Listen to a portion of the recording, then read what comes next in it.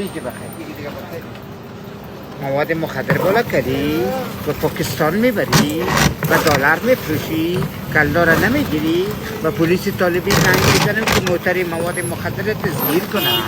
42 34 76 طالبی همین موتر مواد مخدر تسگیر کن. اینا تسگیر کرده تانگ زیره زدش تام میخوایی بذاری؟ بذار تام برو. این ماما 6 روپا میشه که تزینه. برو بچم تام برو. از چی کار کنم؟ میگه بود 2 نفره بزنن 2 نفره. 2 نفره بزنن که 10 روپا مکمل پر شه. برابر این تانگ زیره است. خب ماما کجا میری موتر؟ این خواندن دیگه خواندن است. فکر طبیعی. یکیش بچه فیلم است، یکیش بدمعاش است. هر کدامش اول تکر که تبو بدمعاش است، دختر فیلم گره خوانده ور خطا میشه تکر میکنه.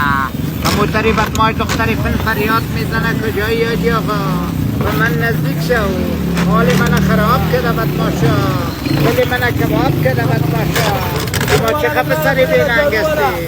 بچه سری غیرت میگه، اکسلیتر پچک میکنه میگه من بی غیرت نه. گرفتار شدی باقی بدمعاش بودی دیگه.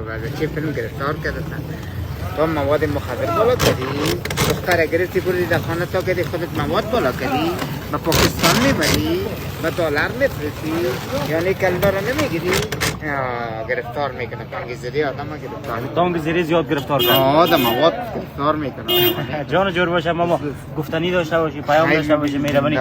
چطور از غریبی میشه نمیشه؟ شکر است دیگه وقتا خوبتر بود. ولی همین موبایل که بر اومده کلی مردم همین گیمکای موبایل هم میکشند و همین سری چوکی موتر هم میشینند و همین تو پیشکان موترکا همین تو تلویزیونش میبینند و همین تو میبینند. از این تکنولوژی مدرن کاروبارش ما رو ضربه زده. همین چطور از کجا میرین میباشین؟ که نمیجا میباشیم دیگه در اطراف که بریم در اطراف یک چند وقت یک 3 روز که زدن باز دلشان سیاه میشه. یک مردم یک منطقه ایش از شرقی است یک کمی خوبتر است. یک روز از یک طرف شتوک میه، یک روز از یک طرف میه، یک روز از یک طرف میه. یک کمکی در ایش خوبتر است. تو روزانه چقدر کار میشه؟ روزانه 1 2 ساعت 2.5 ساعت برابر دیگه برابر میشه. خیلی ببینی خیر باشی ماما جان. زنده باشی.